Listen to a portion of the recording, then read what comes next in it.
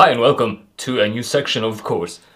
This section is quite special because here we are going to build a mobile app. So far we have worked with desktop apps or web apps, but in this section the app that we're going to build can run on Android and iOS devices, and it can also run on desktop devices. So we are going to build one single app with a graphical user interface, and users can use it on desktop, on Android and iOS.